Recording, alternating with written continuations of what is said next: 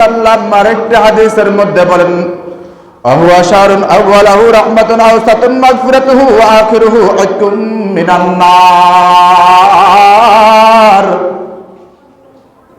আল্লাহ রাসূল সাল্লাল্লাহু আলাইহি ওয়াসাল্লাম বলেন, তোমরা কে কে জাহান্নাম থেকে মুক্ত হতে চাও?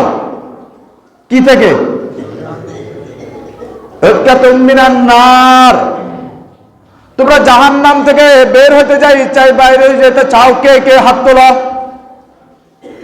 সুসংবাদ দিতেছে কে?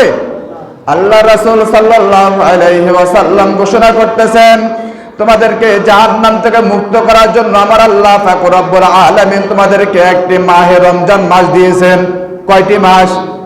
একটি মাহে রমজান মাস দিয়েছেন তোমাদের আমল করার সুবিধার্থে, তোমাদের গুরুত্ব দেওয়ার সুবিধার্থে। এই মাহে রমজানকে আমার আল্লাহ পাক রব্বুল আলামিন 3 ভাগ করে দিয়েছেন। কয় ভাগ?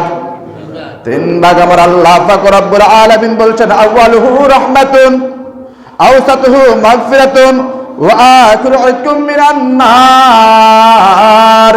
আমার আল্লাহ পাক রব্বুল আলামিন তার রাসূলের মাধ্যমে সারা দুনিয়ার মানুষকে শিক্ষা দিচ্ছেন, প্রথম 10 দিন তোমাদের জন্য আমি রহমত হিসাবে ঘোষণা দিয়ে দিলাম। সুবহানাল্লাহ। আমরা এখন কোন 10 দিনে আছি? প্রথম 10 দিনে আছি। এখানে কিছু নাড়া ব্যক্তি আছে, আর কথা আবার ক্লিয়ার, কোন রকমের স্বজন প্রীতি নাই, আর কথা কিয়া ক্লিয়ার। একটু মনোযোগ সহকারে শুনে। এখানে কিছু নাড়া ব্যক্তি আছে যারা বলে মাহে রমজান তো পুরা মাসটাই রহমত, পুরা মাসটাই মাগফিরাত, পুরা মাসটাই নাজাত। আবার এখানে 3 ভাগ করার দরকার কিয়া? এই 3 ভাগ আমি আপনি করি নাই, এই 3 ভাগ আমি আপনি করি নাই, এই 3 ভাগ করে দিয়েছেন মুহাম্মাদুর রাসূলুল্লাহ সাল্লাল্লাহু আলাইহি ওয়াসাল্লাম। কিন্তু এখানে একটা কথা লুকায়িত আছে।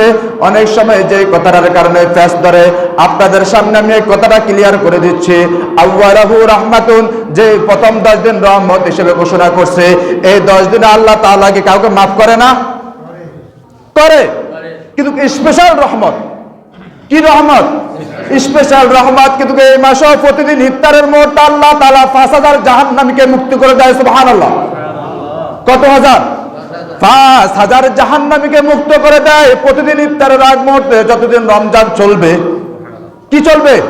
রমজান চলবে। আমার আল্লাহ পাক রব্বুল আলামিন তার রাসূলের মাধ্যমে সারা দুনিয়ার মানুষকে শিক্ষা দিচ্ছে, প্রতিদিন ইফতারের আগ মুহূর্তে আমি যে ব্যক্তি রোজা রাখলো, আমি তার জীবনের যত সগীরা গুনাহ, সমস্ত গুনাহ আমি তার মাফ করে দিলাম। তাহলে প্রত্যেক দিন যদি আপনার একটা রোজা যদি যেদিন কবুল হয়েছে, কয়টা রোজা?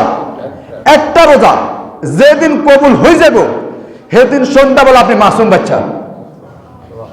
কি সুবহানাল্লাহ ভাই? যে কইেন জোরে জোরে বলেন সুবহানাল্লাহ।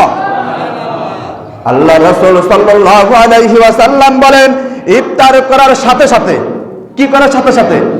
ইফতার করার সাথে সাথে যদি তোমার ইফতারটা কবুল হয়ে যায়, সুবহানাল্লাহ, কি হয়ে যায়? কবুল হয়ে যায়। তোমার ইফতারটা যদি কবুল হয়ে যায়, ইফতারটা কবুল হওয়ার সাথে সাথে আমার আল্লাহ পাক রব্বুল আলামিন তোমাকে মাসুম বাচ্চা করে দেন। এখন সগীরা গুনার কথা বলছে, আবার কবিরা গুনাহ আছে না? এবারে কবিরা গুনাহ মাফ চাইতে হবে কার থেকে? আল্লাহ পাক রব্বুল আলামিনের কাছে। কিভাবে? তাওবার মাধ্যমে। কিসের মাধ্যমে? তাওবার মাধ্যমে। আমার আল্লাহ পাক রব্বুল আলামিন থেকে যদি আপনি ক্ষমা চেয়ে নিতে পারেন, তাহলে আপনার জন্য আমার আল্লাহ পাক রব্বুল আলামিন যে জান্নাত তৈরি করেছেন, সে জান্নাত আপনার উপর ওয়াজিব। সুবহানাল্লাহ। সে জান্নাত আপনার উপরে কি? ওয়াজিব। আল্লাহ রাসূল সাল্লাল্লাহু